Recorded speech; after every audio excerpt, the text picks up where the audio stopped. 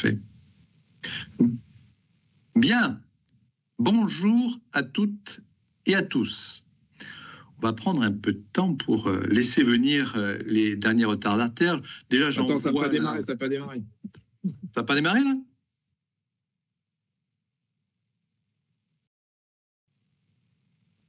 Ok, donc je continue. Donc là, ce que je vois, c'est qu'il y a des gens qui sont allés chercher le café. Par contre, ils n'ont pas trouvé le sucre, donc ça prend un peu de temps. Bon, on va profiter que tout le monde s'installe pour se présenter. On va commencer par Richard, bien sûr, et après moi. Richard. Bien, bonjour à toutes et à tous. Merci de nous avoir rejoints si nombreux pour cet temps d'échange. Donc, je suis Richard Liria, j'interviens au sein de Viaduc, qui est une société spécialisée dans la conduite, l'accompagnement au changement. On a fait de ce domaine notre spécialité et on intervient sur tout ce qui relève de grandes transformations. Le passage vers le cloud est l'une d'entre elles. Et on est là pour vous présenter quelques actions à mener pour sécuriser ce type de démarche.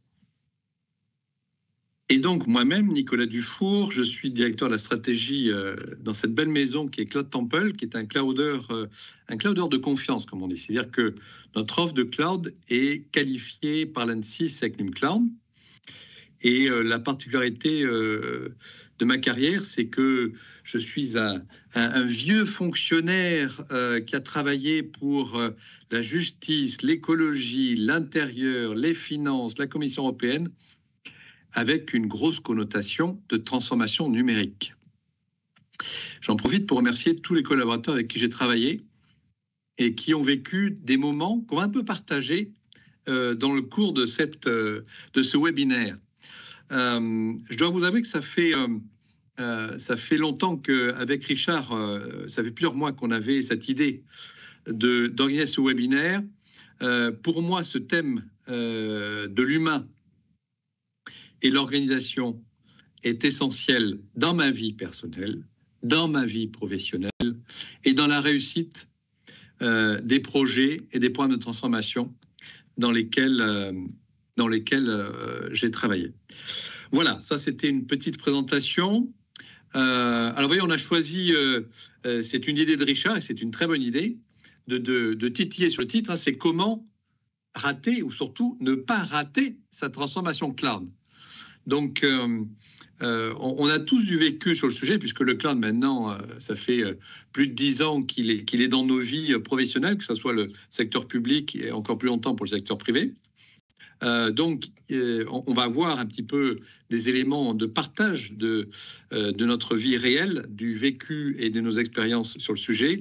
Et surtout, à la fin de ce webinaire, on a prévu, bien sûr, un petit moment pour que vous puissiez poser vos questions et que on puisse vous répondre directement sur base de ce que nous avons vécu et nos compétences sur le sujet. Alors, on va démarrer tranquillement pour introduire le sujet sur l'organisation.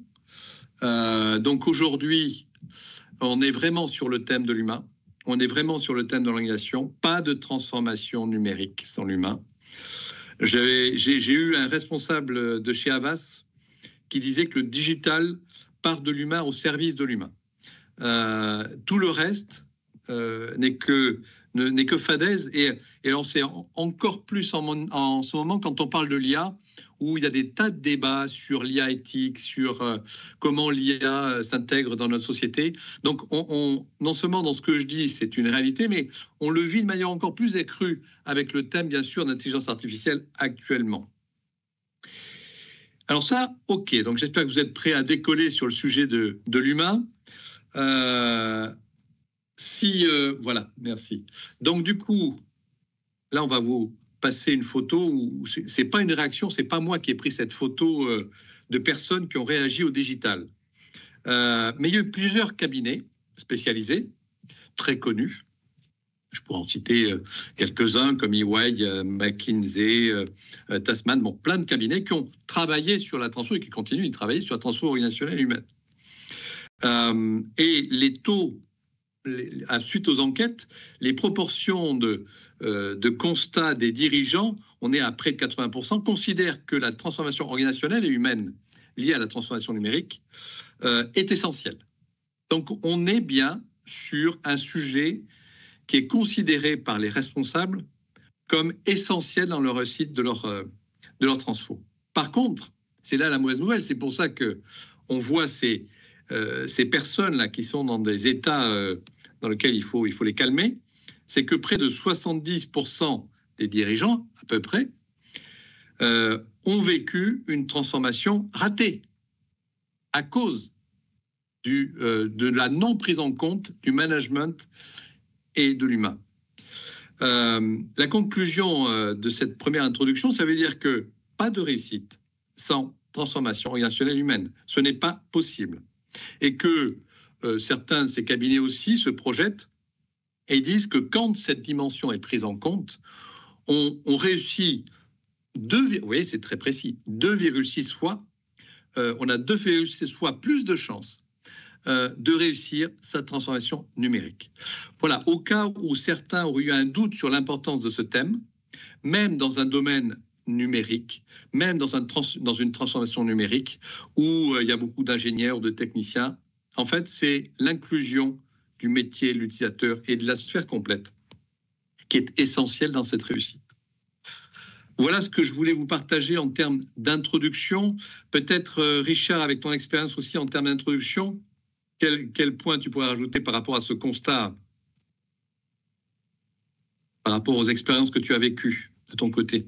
Ce qui est certain, c'est que toute transformation, et on le verra tout à l'heure, passe par différents cycles. Il y a un temps d'acceptation qui est nécessaire et c'est vrai que si l'on ne prend pas le temps nécessaire pour accompagner les gens, pour leur permettre de mûrir à la fois leur propre réflexion, leur propre contribution par rapport au projet dans lequel ils s'engagent, et bien souvent on arrive à des situations de rejet. Alors c'est pour ça qu'on a décidé de poser quelques convictions, notamment dans le cadre d'un passage vers le cloud, pour pouvoir vous illustrer ce qui, selon nous, est déterminant pour la réussite de ce type de projet. Et puis après, on va rentrer justement dans le détail de la manière dont on va traiter point par point chacun des sujets qui découlent de ce type de démarche. Donc, si l'on bascule peut-être sur les quelques convictions qu'on a posées, Nicolas, ça nous permettra de... Alors, on va basculer sur nos convictions. Merci, Richard. Oui. Juste, ce que je voulais dire, c'est que on n'a pas l'habitude, Richard et moi, de lire des bouquins et de vous retranscrire du théorique.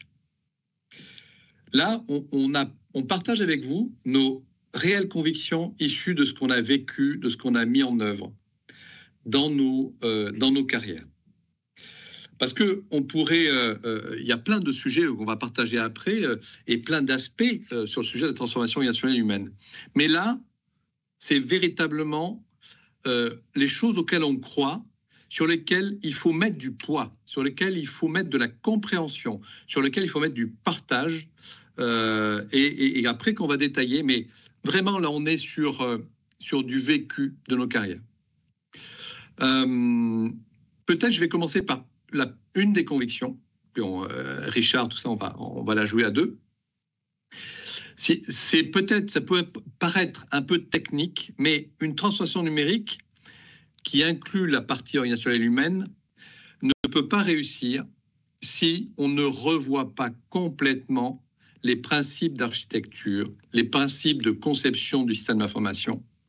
Et si désormais maintenant, dans la mesure où près de 95% des clients et des acteurs ont un cloud hybride, public-privé, que 85% sont en multi-cloud, on ne peut pas orienter cette transformation numérique cloud si on ne va pas vers du cloud native. Le cloud native, juste parce qu'on ne va pas se gaver de mots et ce n'est pas l'objet, j'ai horreur de ça. Le cloud native, c'est mettre en place un SI qui utilise toutes les caractéristiques d'un cloud, élasticité, flexibilité, qui bien sûr utilise les containers sur du Kubernetes, mais pas que. Les gens ont souvent tendance à réduire le cloud native au container. Non. Et c'est aussi des architectures qui respectent des principes. Alors, il y a plusieurs gammes de principes. Je vais vous en citer un, c'est LifeSpar. Vous irez voir sur Internet ce que ça veut dire, mais c'est des principes d'architecture. Et surtout, le cloud native, c'est aussi tous les services autour du cube qui sont fournis par les clouders, notamment Cloud Temple. Et si on ne revoit pas profondément ces principes d'architecture, la conception de CSI, et qu'on ne s'oriente pas vers ce cloud native, il n'y a pas de transformation cloud possible. J'ai trop entendu dans ma carrière des gens qui disent oui, je vais faire du cloud avec des machines virtuelles. Mais c'est comme du cloud. Non, non.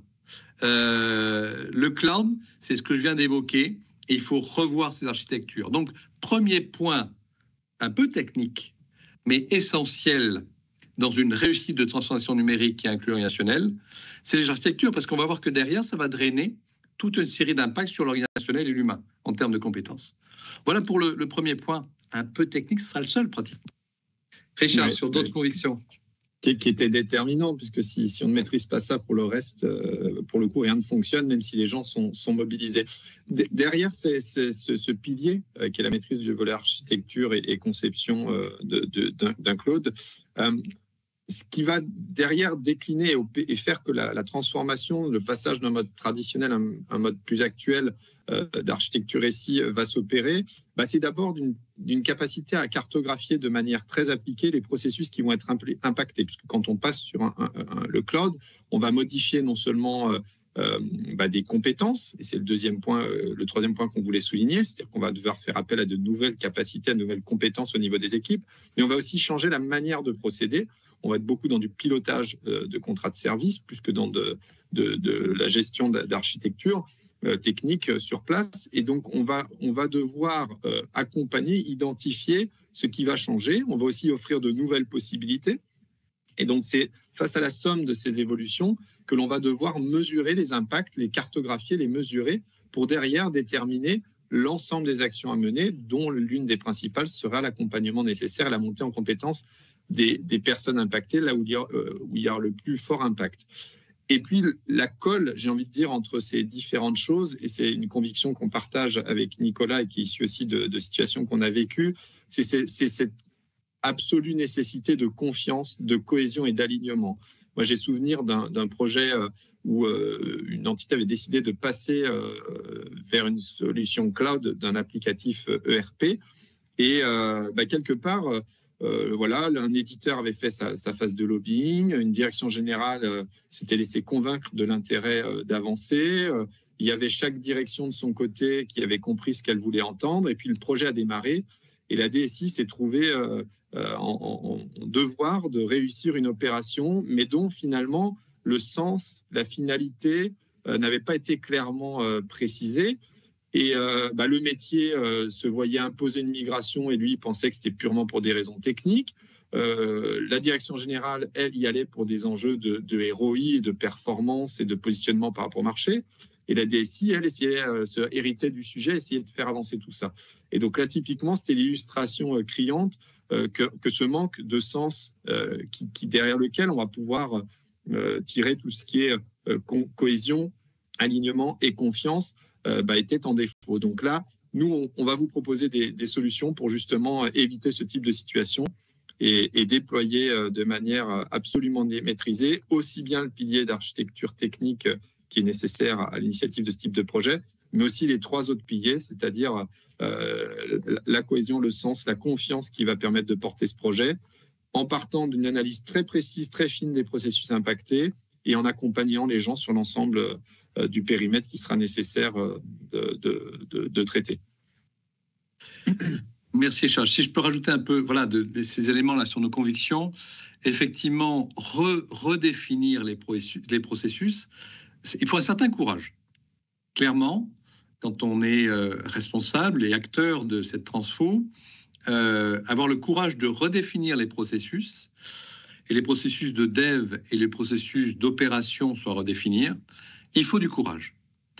Il faut du courage parce que maintenant, je vais utiliser un terme qui peut être galvaudé parce qu'on l'utilise même dans le langage courant, DSI, les acteurs privés-publics passent à l'agile, peu importe le type d'agile, mais quel type d'agile? L'agile avec les utilisateurs, l'agile avec les métiers, l'agile qu'avec la DSI. Moi, j'ai connu différents paliers où l'agile était d'abord dans la DSI, voire même dans le service infra, je ne dirais pas dans quel ministère, peu importe, ce n'est pas important. Mais la véritable réussite passe par l'agile avec les utilisateurs, avec les métiers et avec les informaticiens. Et ça, ce triumvirat, pour les aligner en confiance, c'est pas simple. Il faut du courage. Et ce courage, il alimente la confiance. Le courage des responsables, le courage des sponsors et de tous les acteurs derrière pour savoir qu'on va aller jusqu'au bout. Mais c'est vrai que c'est pas facile parce que quand on est directeur pour un métier, par exemple, et qu'on met la pression parce qu'il faut sortir tel portail, telle fonction dans tel délai, parce qu'il y a l'accompagnement du changement des utilisateurs, parce qu'il y a un engagement politique aussi dans le ministère dans lequel j'étais, il y a aussi beaucoup de politique et d'engagement qui doit respecter ces engagements politiques. La pression est là. Du coup, faire du nouveau processus, faire une nouvelle manière de travailler, en respectant les enjeux politiques de l'entreprise ou les enjeux business de l'entreprise, si c'est une boîte privée, c'est un sujet de courage, c'est un sujet de confiance et d'alignement, et c'est le facteur principal qui va nous permettre de driver les processus, la montée en compétences et tout ce qu'il faut pour réussir. Et ça, la confiance, ça se gagne, ça ne s'achète pas. Le courage, ça se construit, ça s'acquiert. Tout le monde voilà, vous savez, c'est cette image où on fait souvent, voilà, il y a la fourmi qui peut pousser une énorme pierre et puis un grand costaud qui peut pousser un caillou. Peu importe que ce soit un caillou ou une grande pierre, ce courage-là, il faut l'avoir. Cette intention est essentielle. Si on ne l'a pas, ça ne marche pas. Pas de courage, pas de confiance, pas d'alignement. On retombe dans des combats de chapelle où le métier contre les informaticiens ou vice-versa, des rapports de force.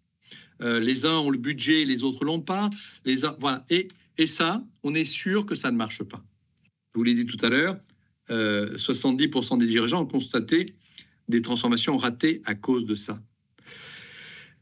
Voilà, ça c'est un message pour tout le monde sur cette conviction. Et voilà, j'ai eu des transformations qui ont réussi. Une transformation où tous les acteurs que j'ai évoqués tout à l'heure, utilisateurs métiers, ont été transformés au sein de l'État, je ne l'ai pas connu. Je suis franc. J'ai eu des transformations nationales qui ont réussi dans une sous-direction, dans un service informatique, mais au 360, personnellement, je ne l'ai pas connu. Mais heureusement, je suis jeune et j'ai encore plein d'années devant moi pour vivre des réussites où je verrai effectivement associé dans une transformation. Je pense qu'on va pouvoir passer maintenant au cran dessous. Voilà. Beaucoup d'envie et d'énergie qui en fait invite à changer. Alors quand on parle de changer, en réalité, on va systématiquement, alors il y a plein de modèles qui existent, qui sont proposés pour travailler sur l'accompagnement dans le changement. On a ADKAR, on a OMOC, on a différents dispositifs qui sont proposés. Nous, globalement, ce que l'on a choisi de retenir, c'était le passage par quelques étapes clés et on a forcément volontairement mis l'emphase sur des choses qui sont un petit peu négligées. Et lorsqu'on engage un changement, il y a du sens, définir et motiver ce changement. Parce que généralement, c'est pas, comme on l'a écrit, ce n'est pas le changement qui fait peur aux gens, mais bien l'idée qu'ils s'en font. C'est Sénèque qui nous enseignait ça. Et souvent, lorsque l'on travaille sur la perception, lorsque l'on donne toutes les clés pour que le changement soit bien appréhendé, il se déroule et les gens y vont de manière beaucoup plus sereine. Donc, le premier point que l'on veut souligner, c'est ce besoin, et c'est souvent le cas d'une direction qui a la vision, qui est une volonté de définir et de motiver une orientation. Donc, typiquement, le choix de passer vers le cloud, ça peut être inspiré par une initiative d'un DSI, par un métier qui a fait le choix ou la découverte d'une application dans le cloud. Mais dans tous les cas, il faudra qu'à un moment donné, une direction valide, définisse et explique les raisons pour lesquelles elle veut aller vers ce changement. il y a tout ce qui est une série d'objectifs qui peuvent être fixés à ce moment-là, notamment les OKR, avec les KPI qui permettront de suivre également le déroulé de l'opération. Mais cette phase-là est déterminante. Une fois qu'on a transmis cette volonté de changer, eh bien, il faut informer, associer les équipes, les écouter et considérer ce qu'elles ont à dire. C'est-à-dire que ce n'est pas des domaines, quand on est souvent changé, ça embarque souvent un petit peu d'innovation. Et donc, il est important de donner la place à chaque personne concernée qui aura aussi sa vérité, qui aura sa partie, sa contribution par rapport au changement. Et donc, c'est important de réserver du temps et de monter des ateliers que l'on peut animer, souvent en intelligence collective ou dans des ateliers parfois même d'idéation lorsqu'on est dans la vraie nouveauté. Et on a plein de techniques, vous parlez d'Agile tout à l'heure, qui existent pour pouvoir animer des groupes de travail et les faire plancher sur l'idée première qui a été donnée et dans un cadre bien précis qui motive la démarche de changement. Une fois qu'on aura fait ces travaux, il faut consolider les retours et puis on se lancera véritablement dans une adaptation du projet que l'on pourra déployer. Donc ça, c'est la phase véritablement opérationnelle où on va se lancer. Et le corollaire en matière d'accompagnement au changement, ce sera celui de la formation et de la montée en compétences, c'est-à-dire qu'on interviendra avec toute une série d'actions pour permettre aux gens d'appréhender cette nouvelle transformation. Et puis, in fine, on fera en sorte de pouvoir pérenniser dans la durée ce dispositif et de le mesurer. Dans le cas du cloud, c'est d'autant plus vrai puisque on n'y va pas juste pour un test. Une fois qu'on a basculé, on a quand même fait une mutation profonde, on l'a vu, de ses processus et de son mode de fonctionnement. Donc, il faut disposer de dispositifs pérennes, durables et que l'on pourra mesurer dans la durée. Donc, ces étapes, on vous les a repositionnées, qui sont un petit peu génériques pour un projet de transformation, sont vraies pour le cloud et s'appliquent parfaitement à ce type de transformation. Alors, si on avance sur la planche suivante... Oui, on va avancer sur un point là-dessus. D'abord, je voudrais mentionner que Sénèque est un nouveau collaborateur de Cloud Temple qu'on vient juste de recruter. Un gars très sympa.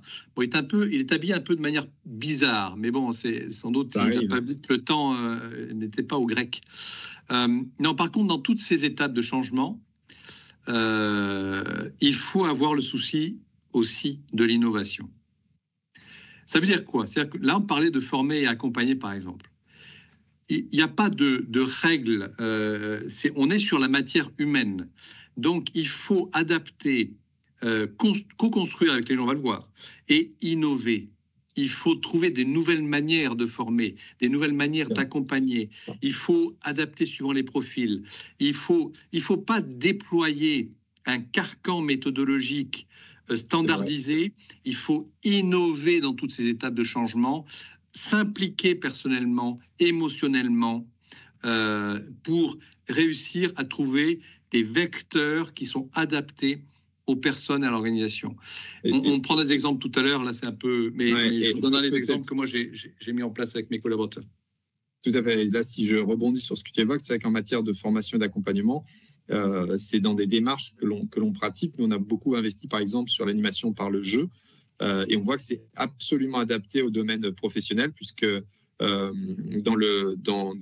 typiquement dans le jeu de rôle, on a possibilité de faire se projeter les gens. Nous, on l'avait fait pour des équipes IT d'un côté et métier de l'autre. Et on les a fait se regrouper sur une journée derrière un jeu de rôle où ils ont incarné, en l'occurrence, une traversée des océans pour les sauver le capitaine Nemo. Et en fait, en projetant les gens hors de leur contexte, on arrive à travailler sur les notions de cohésion, sur les notions de projet en commun. Et c'est vrai que c'est une efficacité redoutable. Donc l'innovation, oui, notamment sur la formation, a son importance. Après, donc, slide suivant. Alors là, on est plutôt sur le déroulé. On a essayé de représenter un petit peu la manière dont peut se passer la maturation et le déroulé d'un projet cloud. Donc, vous allez démarrer souvent par une volonté d'y aller. Alors, il y a des étapes de réflexion qui sont en amont, mais cette phase d'initialisation qu'on a appelée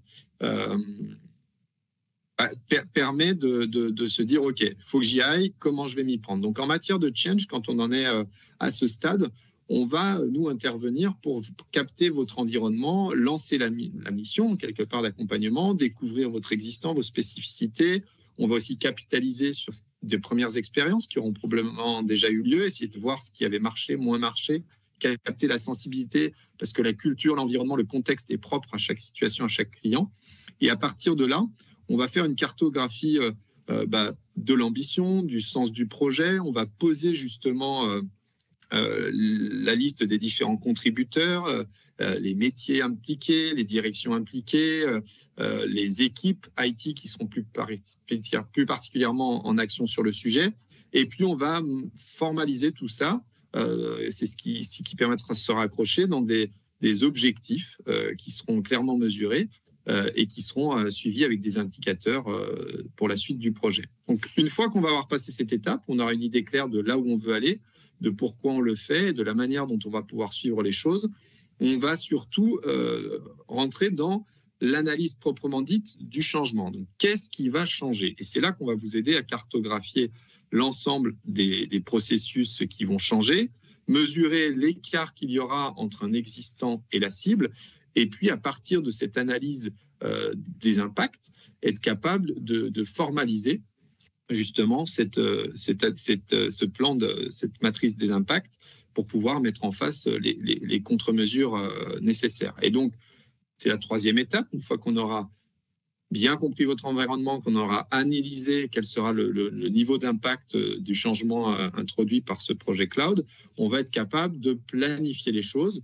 Donc, c'est là qu'on va déterminer le plan d'action. Ça va être de la communication, ça va être de la formation, ça va être des ateliers, ça va être toute une série d'actions calibrées au niveau de chaque personnage, au niveau de chaque équipe, de chaque interlocuteur impacté, pour pouvoir organiser les choses et faire en sorte que le changement annoncé s'opère dans les meilleures conditions.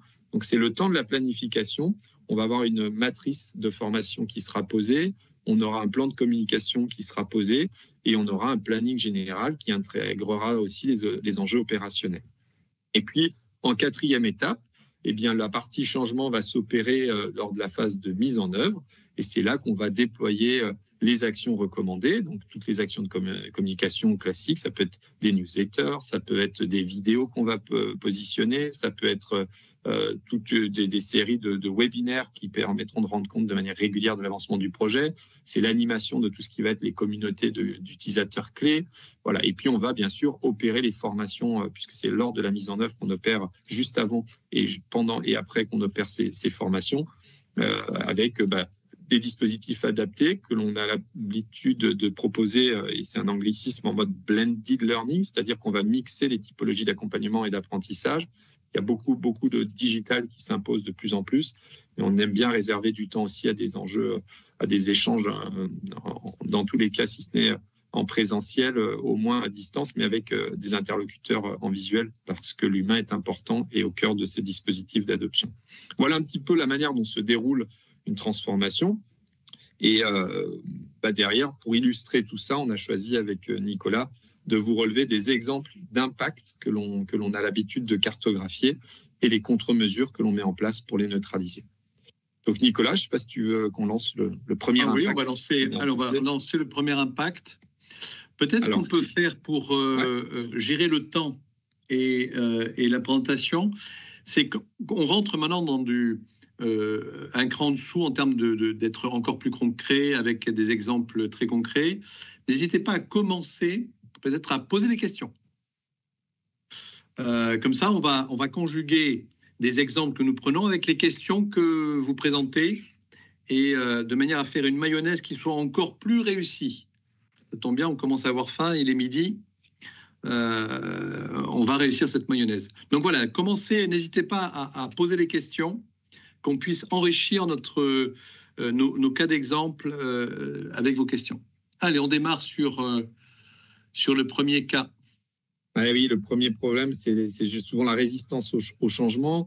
Là, on parle d'employés qui peuvent avoir du mal à évoluer vers l'adoption d'une nouvelle technologie cloud parce qu'ils craignent en fait une perte de contrôle, une augmentation de la complexité de leur travail. Et donc, par rapport à ce premier impact, qui est la modification forte d'un quotidien, d'une manière de fonctionner, la contre-mesure première, c'est de communiquer de manière très proactive. C'est-à-dire qu'on va mener toute une série de campagnes de communication dès le début du projet, très en amont, pour expliquer, et là c'est vraiment, alors c'est de la communication et de la pédagogie, mais expliquer les raisons de cette migration, les bénéfices attendus pour l'entreprise, aussi pour les employés, avec la somme des impacts positifs pour leur travail au quotidien.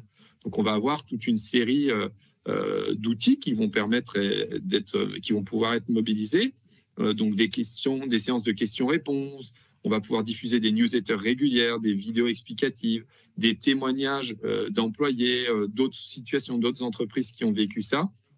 Et cette communication régulière, ciblée, adaptée et respectueuse des interlocuteurs envers qui elle est adressée, permettra de diminuer cette résistance au changement, de rassurer les gens sur finalement... ça a fait écho à la phrase que l'on évoquait tout à l'heure. Ça va diminuer l'idée qu'il se faisait peut-être et la taille de la difficulté à laquelle il s'attendait par rapport à l'adoption de cette nouvelle technologie. Donc ça, c'est un invariant, on l'observe très régulièrement. C'est par ce type de mesures que l'on va pouvoir... Alors, résistance au changement... Je vais prendre des exemples, excuse-moi Richard, très concrets. On passe, je dirais, à une exploitation traditionnelle en mode legacy, à un mode cloud, avec parfois du cloud privé et du cloud public, et donc avec une nécessité de changer des positionnements d'interaction. Et du coup, les personnes qui sont sur les technologies legacy peuvent se sentir dessaisies d'une compétence. Donc, et ça, c'est un cas que j'ai vécu dans toutes mes transformations sur les sujets opérations. Sur les sujets développement, la résistance au changement, c'est que suivant les administrations, suivant les acteurs, en tout cas de mon côté, et dans le privé, je connais moins, mais je le découvre grâce à Cloud Temple, côté développement, il peut y avoir plus ou moins de sous-traitance. Et des développements qui ne sont pas réalisés en interne. Du coup, là, vous avez potentiellement une résistance au changement très claire et normale, je dirais, par rapport à un marché de sous-traitance. Et dernier point, la communication. Ça, ce n'est pas le genre de choses qui s'achètent sur une étagère non plus. Les ingénieurs dont je suis, et je pense qu'il y en a un certain nombre autour de la table, déjà les cours d'anglais, généralement en prépa, on les séchait pour faire les exos de maths. Mais alors, des cours de communication, je n'en ai jamais eu. C'est-à-dire que la sphère communication pour les ingénieurs est une sphère qui est, je ne sais pas, en tout cas, elle est peut-être dans le cloud, mais elle n'est pas dans les formations. Il y a très peu de formations d'ingénieurs où on inclut véritablement l'apprentissage de comment communiquer, quels sont les bons vecteurs, les bons ressorts. C'est dommage parce que notre métier d'ingénieur, dans le cas des transformations numériques, nécessite qu'on sache et qu'on soit formé à la communication quand on est responsable, quand on est manager. On a des cours de management, mais le management, c'est une des facettes de la communication, d'accord ? Donc, il y a aussi des choses qu'il faut qu'on apprenne, et communiquer, ça s'apprend aussi quand on ne sait pas le faire, d'accord ? Mais il y a un prérequis à la communication, de base, c'est l'empathie. C'est sûr que les gens qui ne sont pas empathiques, qui sont un peu agressifs, ça part pas bien pour la communication, d'accord ? Donc, les gens qui savent, qui ne sont pas empathiques, parce qu'ils le savent, je les invite à prendre des choses pour les rendre empathiques. Moi, je prends, par exemple, un petit chinon de 2021, qui est très, très bon, et ça me rend tout de suite empathique, d'accord ? Mais voilà, c'était un élément sur la communication qui est quand même important. Ah, il y a une question. Où est-ce qu'elle est cette question ? Peut-on faire une transformation cloud avec un budget limité pour une petite entreprise ? Notamment l'explosion des coûts de cloud public et VMware. Alors derrière la question, quand on parle de transformation, il y a les deux volets.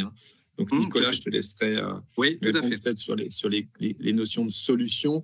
Il y a forcément des solutions adaptées à chaque contexte. Après, il y a des niveaux d'exigence qui du coup varient. Mais ce que je peux répondre, c'est sur le volet accompagnement. Quelle que soit la taille du projet, moi, je recommanderais de ne pas le négliger, c'est-à-dire qu'il faut absolument réserver un minimum de budget sur le sujet d'accompagnement. Après, on peut calibrer. C'est-à-dire, quand on vous parlait tout à l'heure de l'importance d'impliquer la direction pour fixer un message, dans son mode le plus simple, ça peut être un courriel qui va expliquer les choses, annoncer. Donc, on est sur de la charge interne, mais c'est sur un passage obligé.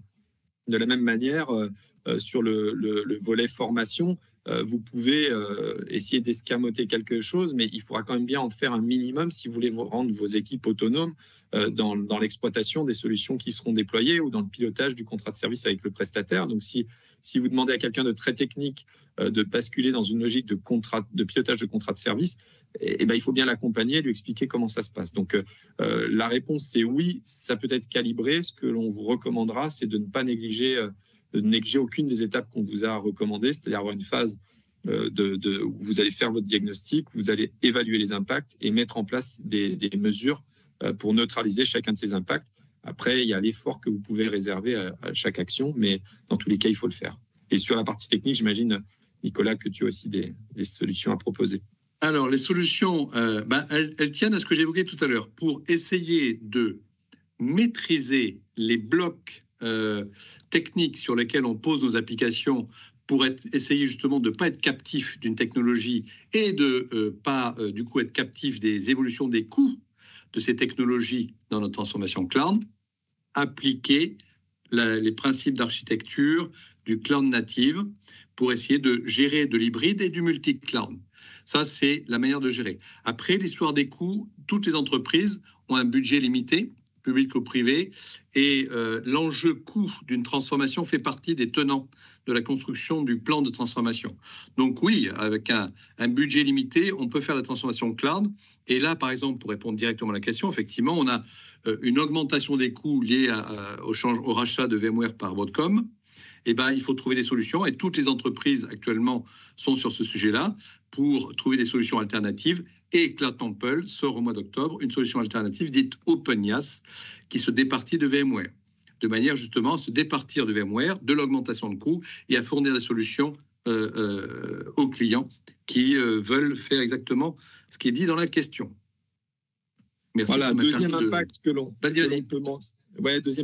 peut mentionner, c'est le manque de compétences. Là, bien évidemment, on pourra neutraliser ce type de difficultés par la mise en place d'actions de formation, de développement de compétences qui seraient tout à fait adaptées. J'ai en tête, par exemple, une grande banque qu'on avait accompagnée, par exemple, dans la mise en place d'une académie de formation DevOps avec la capacité à poser des parcours de montée en compétences adaptés à chaque profil et derrière à mobiliser par domaine les besoins d'accompagnement nécessaires. Donc ça, c'est notre cœur de métier. Nous, on est centre de formation, on est certifié Calliope sur les actions de formation, et donc c'est notre quotidien. Et par contre, la particularité, c'est que par rapport à d'autres acteurs de la formation, on a capacité à faire du sur-mesure et à calibrer par rapport à chaque contexte client, notamment en mode projet. C'est l'une des forces qui nous caractérise et qui est d'autant plus adaptée à des environnements de projet cloud qui ont chacun leur personnalité. Moi, ce que je peux donner comme exemple, oui, tout à fait. Illustration d'une formation, d'un accompagnement en formation qui a été très efficace, c'est de former les gens sur leur terrain. Il fallait former les chefs de projet ou les développeurs aux nouveaux processus qu'on évoquait. Plutôt que de les former in abstracto en dehors de leur terrain de jeu, sur leur terrain, sur leur projet, dans le cadre de leurs actions, on a instillé cet accompagnement et la formation pour les accompagner en mode double commande, on va dire, pour qu'ils se forment sur leur projet. Ça marche bien, ça. Une projection de l'acquisition de compétences dans le cadre de leurs activités. C'est quelque chose qui est possible et qui est beaucoup plus efficace qu'une formation in abstracto. Ça ne veut pas dire qu'il ne faut pas faire des formations en générique pour apprendre ce que sont les concepts du pod, du container, etc. Mais ça, c'est très important. Ah, une nouvelle question. Essoiri, ça me rappelle quelqu'un, Essoiri. C'est un peu comme Sénèque. Alors, excusez-moi, Sénèque est romain. Il était romain, mais il m'a dit qu'il était grec. Vous voyez, il m'a menti, Sénèque. Donc, il va falloir que je le chante. Alors, communiquer chaque step pendant le procès de migration, accompagner les formations. Ils ne doivent pas se sentir dépossédés. Oui, tout à fait. Je suis dans l'équipe. On est d'accord. On souligne l'importance d'adapter au contexte et la réalité opérationnelle de chaque personne. C'est exactement Merci Eswari. Ça confirme. C'est l'exemple de ce que je vais dire. bravo. Tu ne travailles pas chez Cloud Temple, Eswari? Oui, je te laisse continuer, cher Richard. Ouais, peut-être un point, parce que le temps file. Un autre point qu'on a choisi de souligner, c'est celui de la sécurité, qui est souvent central au cœur des discussions, et de la confidentialité. Alors, bon, c'est un des points forts de l'offre de Cloud Temple, mais c'est vrai qu'en matière d'accompagnement, tout ce qui va être sensibilisation à la sécurité est très important. Alors, nous, on est pour le coup bien placé pour en parler, puisqu'on a monté, par exemple, je refais toute la bibliothèque de contenu du GIP ACIMA, qui est cybermalveillance.fr, qui sensibilise l'ensemble des acteurs publics et grand public d'ailleurs aux enjeux de la cybersécurité. Donc oui, c'est un point crucial, et on arrive à neutraliser cette crainte avec beaucoup de communication de pédagogie, en fait par de la sensibilisation, et on le fait, on a énormément de contenu de bibliothèque digitale. Alors ça se fait par des actions aussi traditionnelles d'information, où on peut recevoir les gens et traiter point par point chacune de leurs préoccupations, mais on le fait beaucoup par du contenu digital, où on peut diffuser justement en cours de projet la sensibilisation et l'intégrer même dans des actions de formation, pour pouvoir montrer la manière dont les actions de sécurité sont tout à fait parfaitement gérées dans des architectures cloud. Voilà, Nicolas. Pas là-dessus. Voilà. Non, c'est bien. On peut passer pour le coup à l'impact suivant, qui est la perturbation des métiers. C'est vrai que les processus métiers peuvent être perturbés, notamment dans la phase de transition. Ça peut engendrer des inefficacités temporaires. Ça, c'est une des autres peurs que les gens vont avoir. C'est-à-dire, oui, mais quand on va basculer, je vais avoir un impact sur ma production. Et là, de manière très opérationnelle, ce qu'on va vous recommander, c'est de travailler sur un plan de transition qui sera notamment renforcé. En fait, on va développer un plan de transition qui va être détaillé pour pouvoir aller jusqu'au micro-détail et évaluer tous les impacts possibles. Et on va essayer de minimiser ces perturbations en travaillant sur une continuité d'activité qui reposera notamment sur, par exemple, un ajustement des dispositifs de support pour traiter en priorité des incidents, pour pouvoir bénéficier d'une hotline dédiée, pour avoir des équipes sur le terrain, avoir une documentation précise et régulière sur l'ensemble des domaines métiers impactés. Voilà, donc c'est par cette organisation d'un plan de transition et par un renfort du support que l'on pourra sécuriser ces phases de bascule, puisque là, on est véritablement dans la mise en œuvre. Lorsqu'on arrive on doit traiter ce type d'impact, voilà, pour neutraliser l'impact sur le métier, sur la production. Et ça se fait par beaucoup d'anticipation, d'où l'importance d'avoir des gens, et je crois que c'est une des forces de Cloud Temple par rapport à sa concurrence, c'est d'avoir une capacité à non pas simplement produire et mettre à disposition des solutions hébergées quelque part, mais à gérer cette mutation avec un vrai projet et des gens habitués à exploiter, à gérer une relation avec le client. Effectivement, là, je vais reprendre la balle au bon, parce que c'est une des forces de Cloud Temple. Nous sommes un clouder, OK. Donc, on a un catalogue cloud qui sont des produits cloud à consommer. Mais l'approche retenue depuis le début chez Cloud Temple, c'est de comprendre que le client, il a un projet de transformation. Il a un besoin d'accompagnement. Donc, un client qui vient chez nous, et vous mesurez la différence avec mes consoeurs, il y a un chef de projet, il y a un architecte, il y a des fois un centre de compétences, il y a des gens comme moi qui accompagnent avec les directeurs la relation avec les responsables. D'accord ? On prend le client, non pas dans sa vision de transformation numérique technique, mais dans la globalité de sa transformation cloud qui s'insère dans sa transformation numérique. Et l'évolution du cloudeur de confiance que nous sommes, mes consoeurs aussi, qui va vers des couches plus hautes, puisque on est les premiers à avoir un pass qualifié Secnum Cloud. Et là, on touche les applications, on touche les développeurs, on touche les éditeurs. Et ils viennent avec des besoins qui sont dans l'écosystème de l'applicatif, qui touchent le métier directement. Et donc, cette qualité de Cloud Temple, qui est d'accompagner en mode projet le client, se trouve valorisée dans toutes les nouvelles offres des couches hautes qu'on est en train de développer maintenant et qu'on va développer dans l'avenir. Donc oui, c'est un différenciant qu'on cultive jalousement, et c'est un différenciant qui est extrêmement important dans la réussite des projets avec les nouvelles offres des clouders de confiance comme nous sommes. Merci de m'avoir passé le relais là-dessus. Je te laisse poursuivre. C'est un élément déterminant. Alors, en effet, après, il nous reste 2 impacts, parce qu'on arrive au terme de notre échange, mais il nous reste quand même 2 impacts qu'on voulait souligner. Le premier de ces 2 impacts, c'est celui d'un manque de soutien de la direction, dans tous les cas la perception que la direction ne soutient pas assez le projet. On a des cas de DSI qui se sentent un petit peu seuls dans la traversée du gué pour aller vers le cloud. En fait, ce qu'il faut comprendre, c'est que c'est important de rappeler aux leaders, à la direction, la nécessité de tenir son leadership et de montrer son engagement. Et donc ça, on le fait par différentes typologies d'actions. Donc ça, c'est important pour réussir une transformation, de montrer qu'il y a un soutien, une implication directe de la direction. Et on le fait, alors ça peut prendre des formes très, très simples, comme le coaching d'un dirigeant sur la manière dont il va pouvoir présenter son ambition, poser son discours. On l'a déjà fait pour coacher dans le détail la rédaction d'un discours, le style d'intervention pour une intervention en live, on va dire. Mais ça peut passer aussi par une communication régulière et visible dans les 2 sens. C'est-à-dire qu'il ne faut pas hésiter à nourrir aussi une direction générale qui n'est pas toujours experte du sujet, et ce qui peut du coup affecter son engagement. Il ne faut pas hésiter à la nourrir, à lui donner accès à l'information, à lui permettre de palper, d'appréhender, de comprendre dans le détail les bénéfices d'un passage vers le cloud. Et donc ça, on aide aussi soit la direction générale, soit la DSI pour pouvoir fluidifier cet échange entre les deux et s'assurer que les messages sont passés au bon moment, dans le bon format, avec le niveau d'implication suffisant et nécessaire. Et on va jusqu'à créer des formations adaptées pour des directions générales pour qu'elles puissent percevoir l'intérêt d'un passage vers le cloud et du coup s'engager pleinement dans la promotion de la démarche par la suite. Voilà, dernier point peut-être. Ouais, vas-y. Voilà, et dernier point qu'on voulait souligner, c'est les gens redoutent parfois une perte de productivité lorsque l'on active le service. Et ça, c'est vrai que ça peut arriver puisque les transformations, même si on prend toutes les précautions nécessaires, généralement les changements s'opèrent bien parce que les gens sont prêts.